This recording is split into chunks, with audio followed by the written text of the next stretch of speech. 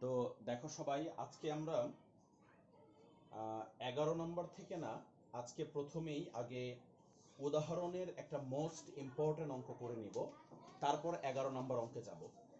প্রথমেই উদাহরণের most important একটা অঙ্ক করে তারপর আমরা 11 নম্বর অঙ্কের দিকে যাব।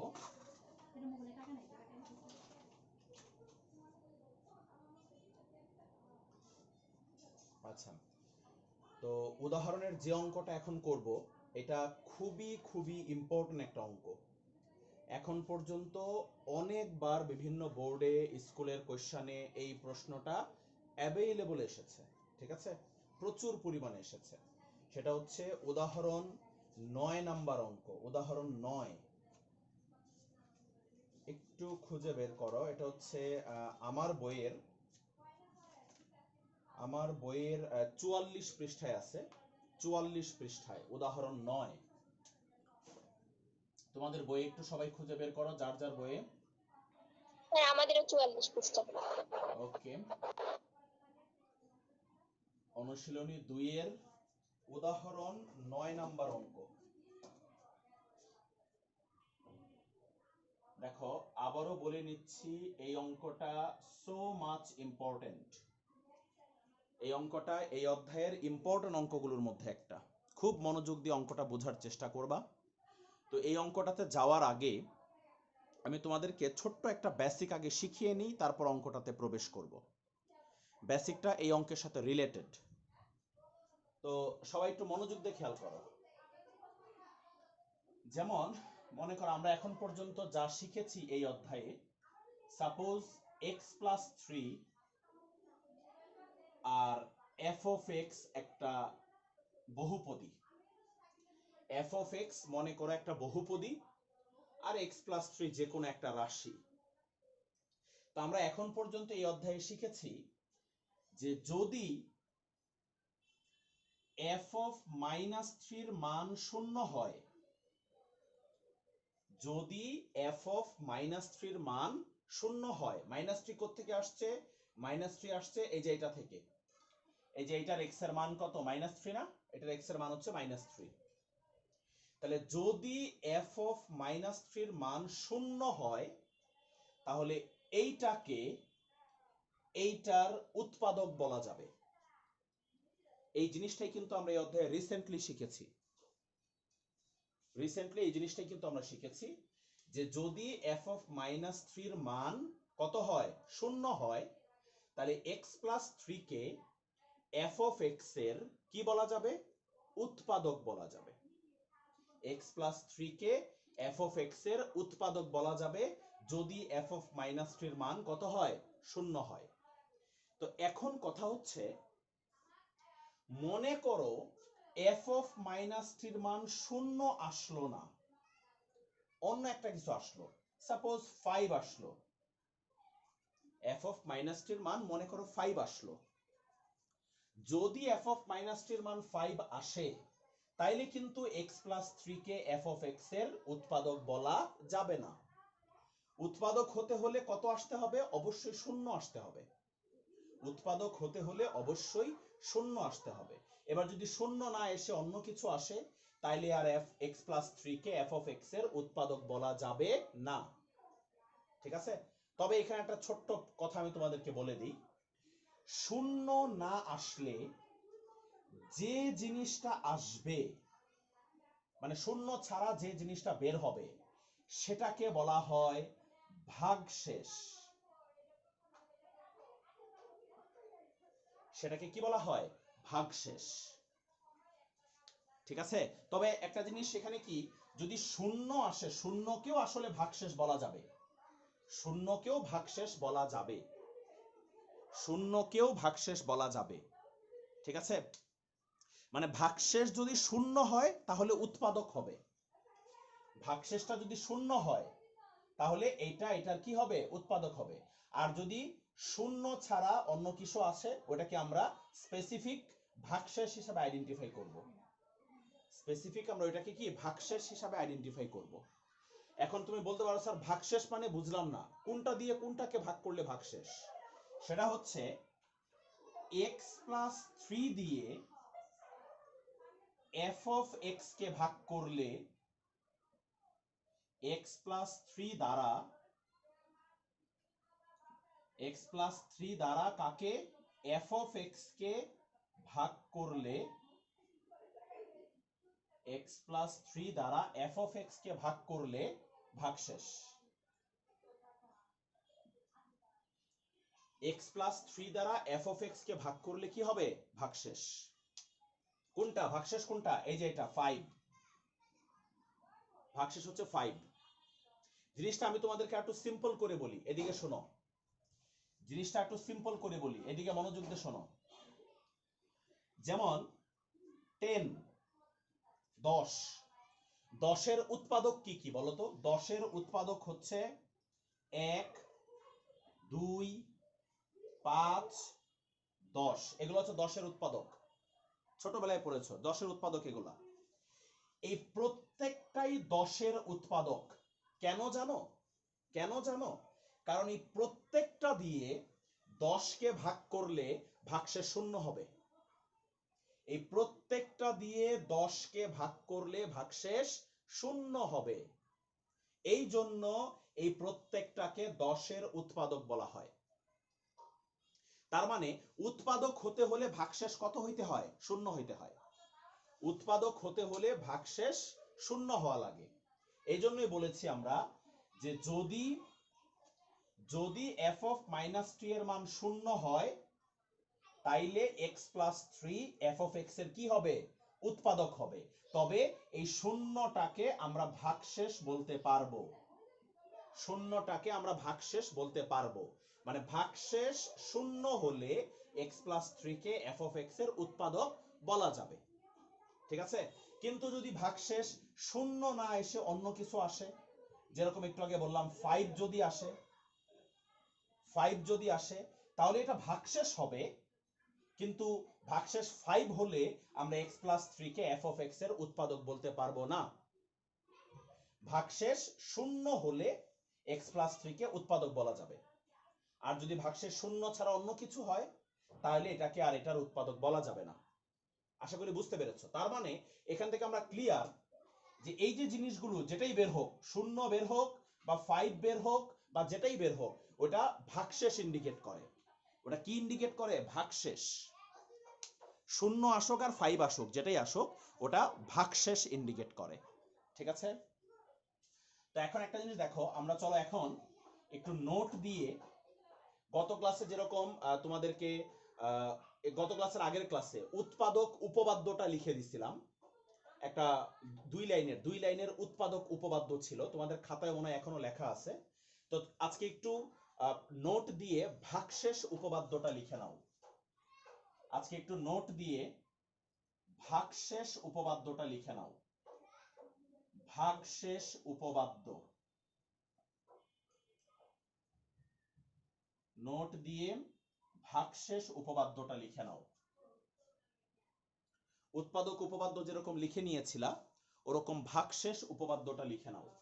ভাগশেষ উপপাদ্যটা হচ্ছে x প্লাস a দ্বারা f of x কে ভাগ করলে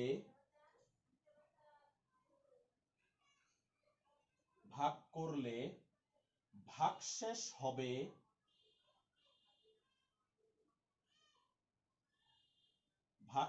হবে f of মাইনাস a। এটা কি বলা হয়? ভাগশেষ উপপাদ্য। x প্লাস a দ্বারা f of x কে ভাগ করলে ভাগশেষ হবে f of minus a। f of minus a, এটা হচ্ছে ভাগশেষ উপপাদ্য। মাইনাস এটা কোত্থেকে এসেছে? মাইনাস এটা কোত্থেকে আসছে? মাইনাস এটা আসছে এই যে এটা থেকে। মাইনাস এটা x প্লাস a থেকে এসেছে। এটাকে বলা হয় ভাগশেষ উপপাদ্য। তো এখন খেয়াল করো, আমি যদি তোমাকে এখন একটা সিম্পল প্রশ্ন দেই, সবাই লেখো, কোশ্চেনটা লেখো। আমি যদি একটা সিম্পল প্রশ্ন দেই যে x প্লাস 1 দ্বারা এক্স প্লাস ওয়ান দ্বারা 2x cube minus x square plus 3x minus 5 কে ভাগ করলে ভাগশেষ কত হবে? -1। নো নো, ভাগশেষ কত হবে? -1 তো এক্স প্লাস ওয়ান এর মান, বাট ভাগশেষ কত হবে এটা হচ্ছে প্রশ্ন। f of -1। হ্যাঁ, f of -1, ভাগশেষ হবে f of -1। x প্লাস 1 দ্বারা এটাকে ভাগ করলে ভাগশেষ হবে কত? f of -1। এখন এই f of -1 এর মান যেটা আসবে সেটাই হচ্ছে ভাগশেষ। f of -1 এর মান যেটা আসবে সেটা হচ্ছে ভাগশেষ। চলো বের করি এটার মান কত আসে। আচ্ছা, f of -1 মানে কি? f of -1 মানে হলো এই যে এইটার জায়গায় সব x এর জায়গায় -1 বসবে। সব x এর জায়গায় কত বসবে? -1 বসবে। ও তার আগে আমাদেরকে এটাকে আগে f of x ধরে নিতে হবে। এটাকে আগে আমাদেরকে f of x ধরে নিতে হবে। এই এভাবে f of x আগে ধরে নিতে হবে, তারপর লিখতে হবে x প্লাস 1 দ্বারা f of x কে ভাগ করলে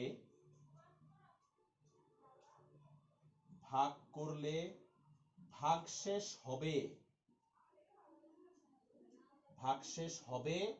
f of -1। ভাগ করলে ভাগশেষ হবে f of -1। তো এখন f of -1 এর মানটা চলো আমরা বের করে ফেলি। f of -1 এর মানটা চলো বের করে ফেলি। f of -1 এর মান কত হয়? 2 * -1 whole cube minus -1 whole square plus 3 * -1 -5। দেখছো f of -1 বের করতেছি, এই যে এখানে সব x এর জায়গায় -1 বসিয়ে, তাহলে কত আসবে? এখানে আসবে -2, এখানে আসবে -1, এখানে আসবে -3, -5, তাহলে কত আসতেছে? -11। এটাই হচ্ছে ভাগশেষ, -11। এটাই হচ্ছে x প্লাস 1 দ্বারা এটাকে ভাগ করলে ভাগশেষ। x প্লাস 1 দ্বারা এটাকে ভাগ করলে ভাগশেষ হবে কত? -11। আমরা তো এটা পড়ে এসেছি, যদি এখানে -11 না এসে 0 আসতো তাহলে কিন্তু আমরা x প্লাস 1 কে এইটার উৎপাদক বলতে পারতাম। যদি -11 না এসে কত আসতো? 0 আসতো, তাহলে x প্লাস 1 কে এটার কি বলতে পারতাম? উৎপাদক বলতে পারতাম। বাট এখন আসছে কত? এখন আসছে -11, সো এটাকে এটার উৎপাদক বলা যাবে না। এটাকে এটার উৎপাদক বলা যাবে না। এটাকে বলা হয় ভাগশেষ উপপাদ্য। আমি একটা এক্সাম্পল সহ তোমাদের বুঝাই দিলাম যে কিভাবে ভাগশেষ বের করতে হয়। তাহলে এটা মনে রাখবো, এটা হচ্ছে ভাগশেষ উপপাদ্য। এবার চলো এটার সাহায্যে আমরা উদাহরণ 9 নাম্বারটা সলভ করে ফেলি। এই বেসিকটার সাহায্যে চলো আমরা উদাহরণ 9 নাম্বার সলভ করে ফেলি।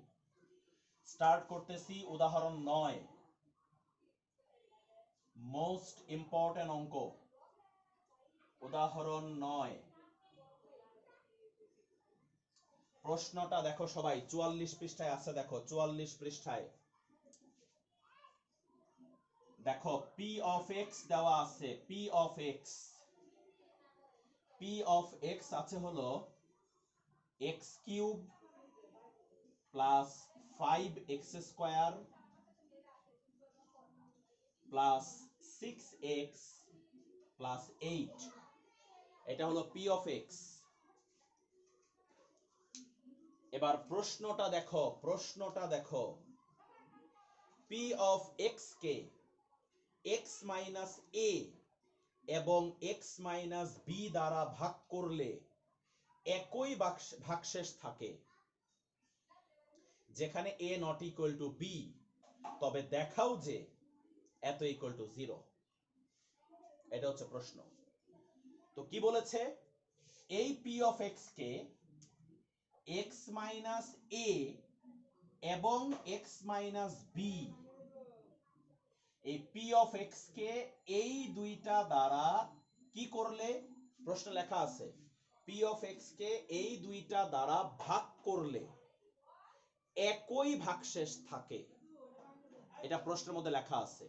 অর্থাৎ এক্স মাইনাস এ দিয়ে পি অফ এক্স কে ভাগ করলে যে ভাগশেষ পাওয়া যায়, এক্স মাইনাস বি দিয়ে পি অফ এক্স কে ভাগ করলে একই ভাগশেষ পাওয়া যায়। অর্থাৎ এই দুইটা দ্বারা পি অফ এক্স কে ভাগ করলে একই ভাগশেষ পাওয়া যায়, এটা প্রশ্নের মধ্যে লেখা আছে। যদি একই ভাগশেষ পাওয়া যায় তবে আমাদেরকে একটা জিনিস প্রমাণ করতে দিয়েছে। তো ভালো করে একটু খেয়াল করো, বলো যদি এক্স মাইনাস এ দিয়ে পি অফ এক্স কে ভাগ করি তাহলে ভাগশেষ হবে পি অফ এ। যদি এক্স মাইনাস এ দিয়ে পি অফ এক্স কে ভাগ করি তাহলে ভাগশেষ হবে পি অফ এ। আর যদি এক্স মাইনাস বি দিয়ে পি অফ এক্স কে ভাগ করি তাহলে ভাগশেষ হবে পি অফ বি। আশা করি সবাই বুঝতে পেরেছো, এটাই তো আমরা মাত্র শিখেছি, এই জিনিসটাই তো আমরা মাত্র শিখেছি ভাগশেষ উপপাদ্য থেকে। এই এ কোথ থেকে আসছে, এই যে এটা থেকে। এই বি কোথ থেকে আসছে, এটা থেকে। তাহলে এটা দিয়ে পি অফ এক্স কে ভাগ করলে ভাগশেষ হবে পি অফ এ, আর এটা দিয়ে পি অফ এক্স কে ভাগ করলে ভাগশেষ হবে পি অফ বি। তো এটা জাস্ট আমি তোমাদেরকে বুঝাইলাম। এখন লিখতে হবে কিভাবে দেখো, লিখতে হবে কিভাবে, এভাবে লেখো এক্স মাইনাস এ এবং এক্স মাইনাস বি দ্বারা পি অফ এক্স কে ভাগ করলে ভাগশেষ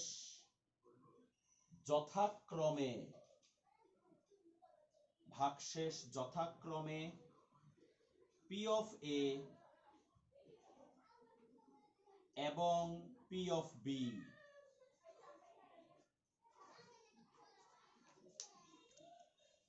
এক্স মাইনাস এ এবং এক্স মাইনাস বি দ্বারা পি অফ এক্স কে ভাগ করলে ভাগশেষ যথাক্রমে পি অফ এ আর পি অফ বি, যেটা আমি তোমাদেরকে মাত্র বুঝাইলাম যে এক্স মাইনাস এ দ্বারা এটাকে ভাগ করলে ভাগশেষ হবে পি অফ এ, আর এক্স মাইনাস বি দ্বারা এটাকে ভাগ করলে ভাগশেষ হবে পি অফ বি। এখন প্রশ্নের মধ্যে কি লেখা আছে দেখো, আমরা প্রশ্ন মতে লিখতে পারি পি অফ এ সমান পি অফ বি। দেখো আমরা প্রশ্ন মতে এই জিনিসটা লিখতে পারি, পি অফ এ আর পি অফ বি সমান। অনেকে চিন্তা করতেছো স্যার কিভাবে লিখতে পারি এটা, ওই যে প্রশ্নের মধ্যে বলেছে কিন্তু যে এই দুইটা দ্বারা ভাগ করলে একই ভাগশেষ থাকে। প্রশ্নের মধ্যে লেখা আছে এই যে এই দুইটা ভাগশেষ একই, মানে সেম, এই দুইটা ভাগশেষ সেম। সেম মানে কি সমান, এই দুইটা ভাগশেষ সেম। সেম মানে কি দুইটা ভাগশেষ সমান। বলো কারো বুঝতে সমস্যা আছে, কারো বুঝতে সমস্যা আছে? No, sir. ওকে ফাইন, আমি আবারও বলে দিচ্ছি, প্রশ্নের মধ্যে লেখা ছিল যে এক্স মাইনাস এ আর এক্স মাইনাস বি দ্বারা পি অফ এক্স কে ভাগ করলে একই ভাগশেষ পাওয়া যাবে, সেম ভাগশেষ পাওয়া যাবে।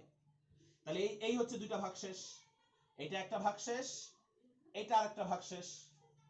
এই যে আমরা লিখছি ভাগশেষ, তাহলে এটা একটা ভাগশেষ, এটা একটা ভাগশেষ। তো প্রশ্নের মধ্যে লেখা আছে যে একই ভাগশেষ হবে, মানে সেম ভাগশেষ হবে, মানে হচ্ছে ভাগশেষ দুইটা পরস্পর সমান হবে, ভাগশেষ দুইটা পরস্পর সমান হবে। তাহলে আমরা প্রশ্ন মতে লিখেছি এই ভাগশেষ সমান এই ভাগশেষ, অর্থাৎ পি অফ এ সমান পি অফ বি। এবার খেয়াল করো ভালো করে, বা পি অফ এ মানে কি, পি অফ এ মানে কি, পি অফ এ মানে হচ্ছে এইখানে প্রত্যেকটা এক্স এর জায়গায় এ বসবে, প্রত্যেকটা এক্স এর জায়গায় কি বসবে, এ বসবে। তাহলে A cube plus 5a square plus 6a plus 8 equal, এবার কি P of B, P of B মানে কি, পি অফ বি মানে হচ্ছে এখানে প্রত্যেকটা এক্স এর জায়গায় বি বসবে, প্রত্যেকটা এক্স এর জায়গায় বি বসবে। তাহলে কি হবে, B cube plus 5b square plus 6b plus 8। আশা করি বুঝতে পেরেছো ব্যাপারটা। বাম পক্ষে পি অফ এ বসাইছি আর ডান পক্ষে পি অফ বি বসাইছি। এখন এখান থেকে আমাদের প্রমাণটা করতে হবে, যে প্রমাণটা প্রশ্নের মধ্যে করতে বলেছে, এখান থেকে আমাদের প্রমাণটা করতে হবে। সবাই দেখো কি করব, এখন এই পাশের সবগুলোকে এই পাশে নিয়ে আসো, এই পাশের সবগুলোকে এই পাশে নিয়ে আসো। A cube minus B cube plus 5a square minus 5b square plus 6a minus 6b plus 8 minus 8 equal to 0। আশা করি সবাই বুঝেছো। ডান পাশের সবগুলোকে বাম পাশে নিয়ে আসছি, ডান পাশের সবগুলোকে বাম পাশে নিয়ে আসছি, এবং একটা বুদ্ধি খাটাইছি, ছোট্ট একটা বুদ্ধি খাটিয়েছি এখানে।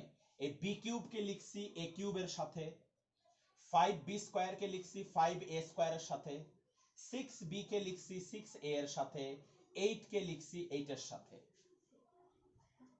আচ্ছা এখন দেখো সবাই, দেখো এই দুইটা তো সূত্র হয়ে গেছে, এ কিউব মাইনাস বি কিউবের সূত্র। তাহলে a minus B into A square plus A B plus B square. প্রথম দুইটার সূত্র হয়, সূত্র দিয়ে দিলাম। এবার দেখো পরের দুইটা থেকে আমরা 5 কমন নিতে পারি, পরের দুইটা থেকে আমরা 5 কমন নিতে পারি। দেখো 5 কমন নিলে কি থাকে, 5 কমন নিলে থাকে a square minus B square. তাহলে আমরা একবারে লিখে দেই a plus B into a minus B. আশা করি তোমাদের কারোই বুঝতে কোনো সমস্যা হয়নি। 5 কমন নিলে a square minus B square থাকে, a স্কয়ার মাইনাস বি স্কয়ারকে ডাইরেক্ট সূত্র করে দিছি। এবার দেখো এই দুইটা থেকে 6 কমন, 6 কমন নিলে কি থাকে a মাইনাস বি, আর 8 8 কাটা ইকুয়াল টু 0। আশা করি সবাই খুব ভালো করে ক্যালকুলেশন বুঝতে পেরেছো। এখন দেখো সবগুলো থেকে আমরা a মাইনাস বি কমন নিতে পারি। এই যে দেখো সবগুলো থেকে আমি a মাইনাস বি কমন নিতে পারি, সবগুলো থেকে a মাইনাস বি কমন নেওয়া যায়। তো দেখো একটু a মাইনাস বি যদি কমন নেই তাহলে কি থাকে, থাকে হলো a square plus A B plus B square. এরপর আর কি থাকে, দেখো আর কি থাকে, এই যে এই দুইটা থাকে, এই দুইটা 5 ইন্টু এ প্লাস বি থাকে, 5 ইন্টু এ প্লাস বি। 5 দিয়ে ডাইরেক্ট গুণ করে ফেলো, 5 দিয়ে ডাইরেক্ট গুণ করে ফেলো, 5 দিয়ে গুণ করলে হবে 5a প্লাস 5b। আর কি থাকে, আর কি থাকে, এই যে দেখো এখানে 6 থাকে, প্লাস 6 ইকুয়াল টু 0। আবারও বলতেছি এই লাইনে কি করা হয়েছে, এই লাইনে a মাইনাস বি কমন নেওয়া হয়েছে, এই লাইনে সবগুলো থেকে a মাইনাস বি কমন নেওয়া হয়েছে। এখন ভালো করে খেয়াল করো, আমি উপরে মুছে দিলাম, উপরে আমি মুছে দিচ্ছি, সবাই মনোযোগ দিয়ে এখন খেয়াল করো। এখন আমি কি করতে পারবো, এদিকে দেখো, এখন এই পাশে যেহেতু 0 আছে, এই পাশে যেহেতু 0 আছে, তাহলে আমি a মাইনাস বি সমান 0 লিখব, অথবা এইটা সমান 0 লিখব। ডান পাশে 0 থাকলে আমরা এরকম করতে পারি না, এটা সমান 0 এটা সমান 0 এরকম লিখি না আমরা, অবশ্যই লিখি। তবে এখানে একটা ছোট্ট কথা, তবে এখানে একটা ছোট্ট কথা আছে। ওই যে তোমরা একটু দেখো বইয়ের মধ্যে প্রশ্নের মধ্যে এক জায়গায় লেখা আছে a not equal to B, প্রশ্নের মধ্যে এক জায়গায় লেখা আছে, দেখো a not equal to B প্রশ্নের মধ্যে লেখা আছে এই জিনিসটা। এখন আমার কথা শোনো সবাই, এখন আমি যে জিনিসটা লিখতেছি এটা কেউ লিখো না, এটা কেউ লিখো না, আমি আপাতত তোমাদের বোঝানোর জন্য শুধু লিখতেছি, তোমাদের বোঝানোর জন্য। দেখো আমরা যদি a মাইনাস বি সমান 0 লিখি, যদি আমরা a মাইনাস বি সমান 0 লিখি, লিখো না, কেউ লিখো না, যদি আমরা a মাইনাস বি সমান 0 লিখি, তাহলে এর পরের লাইনটা কি এরকম লেখা যাবে না? a ইকুয়াল টু বি, পরের লাইনটা কিন্তু এরকম লেখা যাবে a ইকুয়াল টু বি।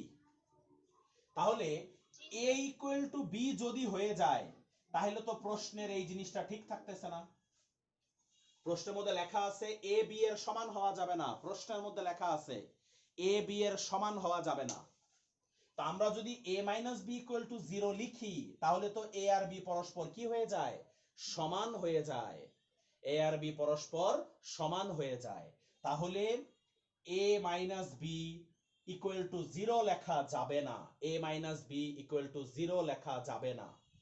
ঠিক আছে, অর্থাৎ এই প্রথমটাকে 0 এর সমান লেখা যাবে না, কারণ প্রথমটাকে 0 এর সমান লিখলে a আর b পরস্পর সমান হয়ে যায়, আর প্রশ্নে লেখা আছে a আর b সমান হওয়া যাবে না। এই জন্য a মাইনাস b কে 0 লেখা সুযোগ নাই এখানে। ঠিক আছে, তাহলে এটা কিভাবে লিখবো দেখো, এখন লেখো সবাই, এখন লেখো, এখন সবাই লেখো, যেহেতু যেহেতু a not equal to b, সুতরাং a minus b not equal to 0, অর্থাৎ a মাইনাস b 0 লেখা যাবে না।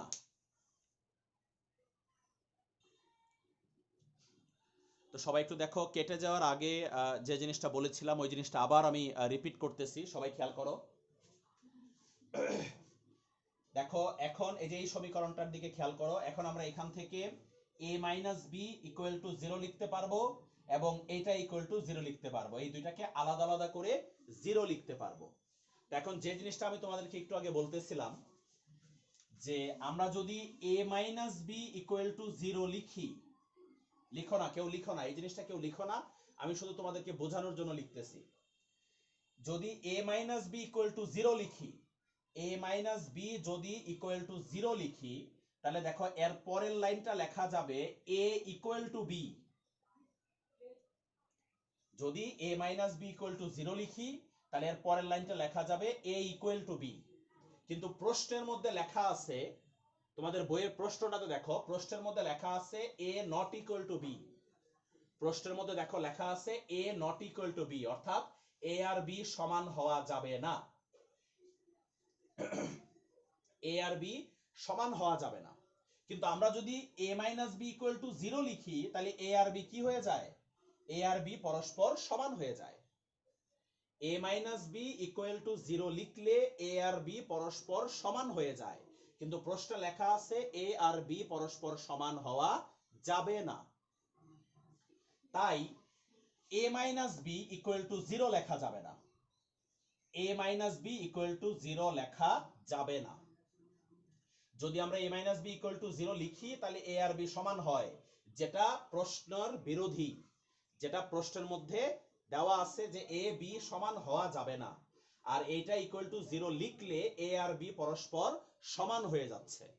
তাই এই a মাইনাস b কে 0 এর সমান লেখা যাবে না এখানে, বা সুযোগ নাই এখানে।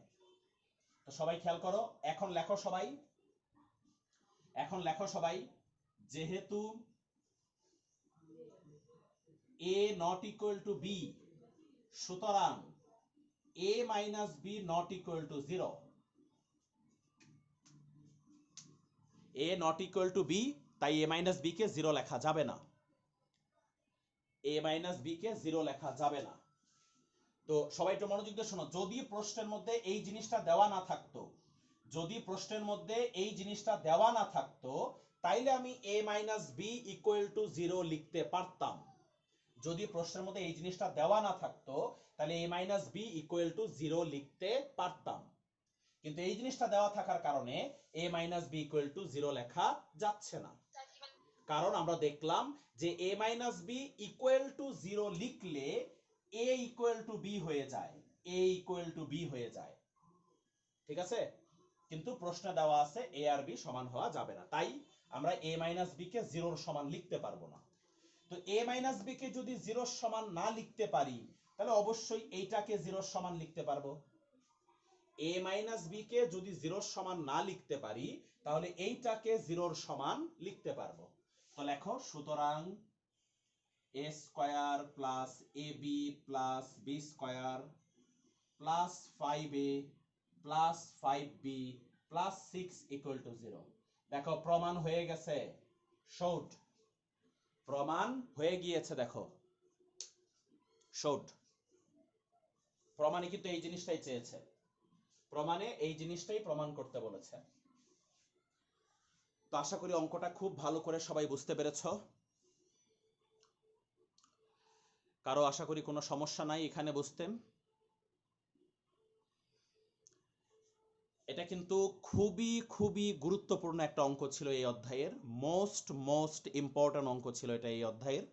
ঠিক আছে, খুব ভালো করে এই অঙ্কটা প্র্যাকটিস করবা, কিন্তু যেভাবে আমি করে দিয়েছি এভাবে প্র্যাকটিস করবা সুন্দর করে। আর এই অঙ্কটার মূল বিষয়বস্তুটাই ছিল ভাগশেষ। মূল বিষয়বস্তুটা কি ছিল? ভাগশেষ বা ভাগশেষ উপপাদ্যের সাহায্যে আমরা অঙ্কটা করেছি।